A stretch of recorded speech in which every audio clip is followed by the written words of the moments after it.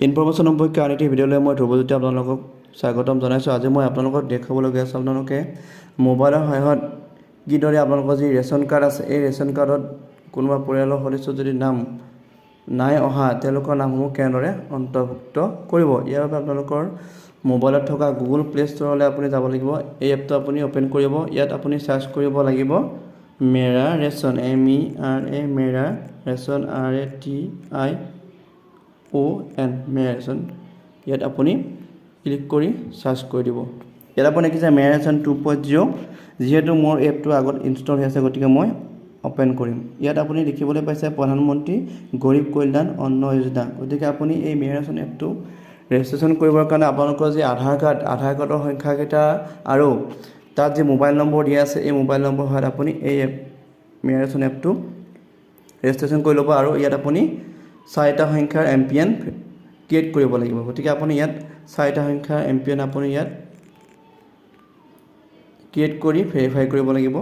ইয়াৰ পিছত দেখিছে আপুনি প্ৰধানমন্ত্ৰী গৰীব কল্যাণ অন্ন যোজনা যিটো অফিচিয়েল পেজ সেই অফিচিয়েল পেজৰ আপুনি খোল খাইছে আৰু ইয়াত আপুনি পোনপ্ৰথমে ওপৰত দেখিবলৈ পাইছে আপোনাৰ যি আধাৰ কাৰ্ডৰ details, head of the family, phone number, address, ration card number আটাইখিনি ইয়াত শ্ব' হৈছে আৰু আপুনি ইয়াৰ সোঁফালে যিখন যিডাল কাৰ্ড চিন আছে ইয়াত ক্লিক কৰি আপোনাৰ যি ৰেচন কাৰ্ড এই ৰেচন কাৰ্ডখন আপুনি ডাউনলোড কৰি ল'ব পাৰিব। ইয়াৰ উপৰি আপোনাৰ যদি কোনোবা পৰিয়ালৰ সদস্যৰ নাম আপুনি নতুনকৈ অন্তৰ্ভুক্ত কৰিব বিচাৰিছে তাৰ বাবে আপোনালোকে তললৈ স্ক্ৰল ডাউন কৰি গৈ থাকক আৰু ইয়াত বাওঁফালে দেখিছে মেনেজ ফেমিলি ডিটেইলছ আৰু আপুনি ইয়াত ক্লিক কৰক।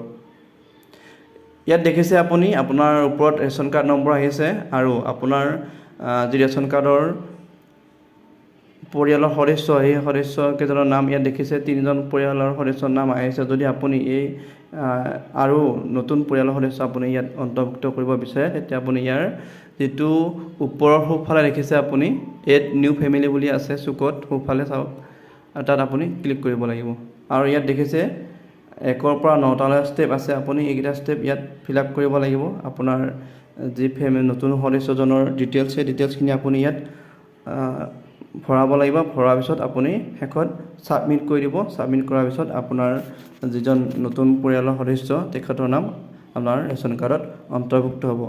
ইয়াৰ উপৰিও আপুনি এই এপটোৰ সহায়ত আৰু কেইটামান সুবিধা পাব পাৰে। আপুনি ইয়াৰ বাবে স্ক্ৰল ডাউন কৰি গৈ থাকক আৰু আপুনি তলত একেবাৰে বাওঁফালে দেখিব চাৰেণ্ডাৰ ৰেচন কাৰ্ড। ইয়াৰ জৰিয়তে আপুনি আপোনাৰ ৰেচন কাৰ্ডখন আপুনি চাৰেণ্ডাৰ কৰিব পাৰে আৰু তাৰ ঠিক সোঁফালে দেখিছে আপুনি ৰেচন কাৰ্ড ট্ৰেন্সফাৰ। ইয়াৰ জৰিয়তে আপুনি আপোনাৰ ৰেচন কাৰ্ডখন আপোনাৰ ৰাজ্যৰ ভিতৰতে আপুনি এখন ডিষ্ট্ৰিক্টৰ পৰা আন এখন ডিষ্ট্ৰিক্টলৈ ট্ৰেন্সফাৰ কৰি ল'ব পাৰিব। ভিডিঅ'টো শেষলৈ চোৱাৰ কাৰণে সকলোকে ধন্যবাদ জনাইছোঁ।